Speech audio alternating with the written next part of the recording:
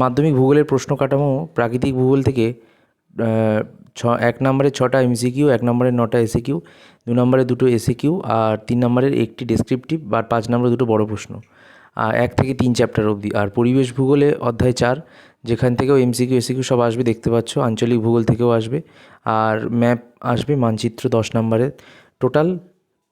কিন্তু বড় প্রশ্ন আর ম্যাপ নিয়ে 20 নম্বর, আর 3 নম্বরের প্রশ্ন 12 নম্বর, আর 2 নম্বরেরও 12, 1 নম্বরের 22টি, আর এমসিকিউ 14টি। তো সব মিলিয়ে 90 নম্বরের পরীক্ষা হবে। তো প্রথম প্রশ্নগুলো কিছু ছোট প্রশ্ন দিয়ে দিচ্ছি। পর্যায়ন প্রক্রিয়া বলতে কী বোঝো? ষষ্ঠ ঘাতের সূত্র বর্ণনা করো। প্রপাতকূপ বা প্লাং পুল কাকে বলে? মন্থকূপ কাকে বলে? নদীর ধারণা অববাহিকা কাকে বলে? লোয়ের সমভূমি কাকে বলে? হিমরেখা কী? হিমশৈল কী? গ্রাফ রেখা কী? ড্রামলিন কাকে বলে? ডেকান ট্র্যাপ কাকে বলে? অ্যালবেডো কী? বৈপরীত্য উত্তাপ কাকে বলে? সমষ্ণরেখা কাকে বলে? এর বৈশিষ্ট্যগুলি লেখো। গর্জনশীল চল্লিশা কী? অন্তঃক্রান্তীয় মিলনক্ষেত্র বা ITCZ কী? সাড়াসাড়ি বান বা বান ডাকা কাকে বলে? জাপান ও নিউ ফকল্যান্ডের উপকূলে সারা বছর কুয়াশাচ্ছন্ন পরিবেশ থাকে বা ঝড়ঝঞ্ঝা সৃষ্টি হয় কেন?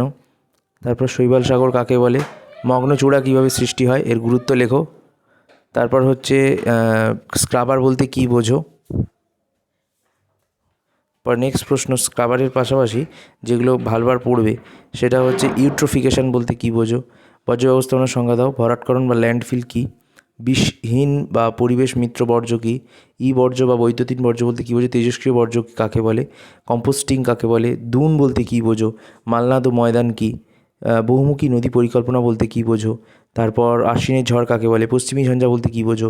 মৌসুমী বিস্ফোরণের সংজ্ঞা দাও। রেগুর মাটির রং কালো কেন? মৃত্তিকা। তারপর লু বা আঁধি কী?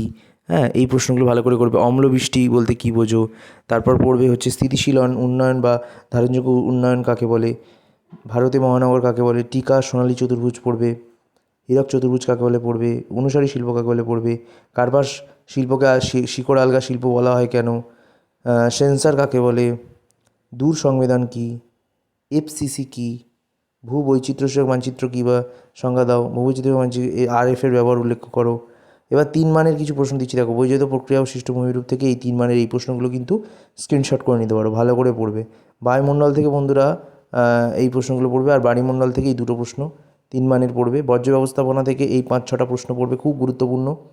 ভারত থেকে পড়বে, ভারত থেকে কিছু প্রশ্ন আছে ইম্পর্টেন্ট। আর উপগ্রহ চিত্র ও ভূবৈচিত্র্যসূচক মানচিত্র থেকেও কিছু ইম্পর্টেন্ট প্রশ্ন রয়েছে, এগুলো পড়বে।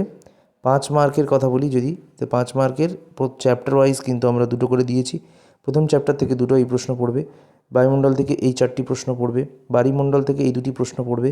ভারত প্রাকৃতিক থেকে 2টি প্রশ্ন। ভারত অর্থনৈতিক থেকে এই 4টি প্রশ্ন পড়বে।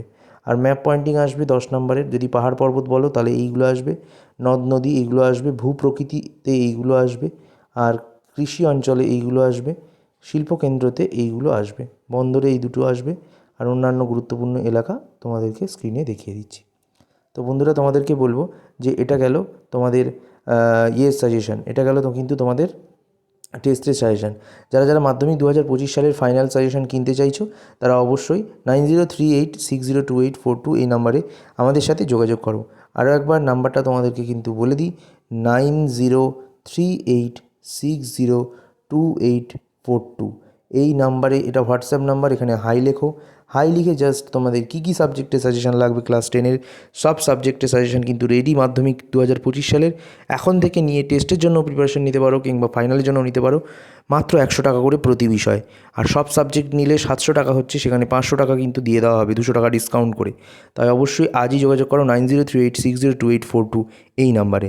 ধন্যবাদ, দেখা হচ্ছে নেক্সট ভিডিওতে।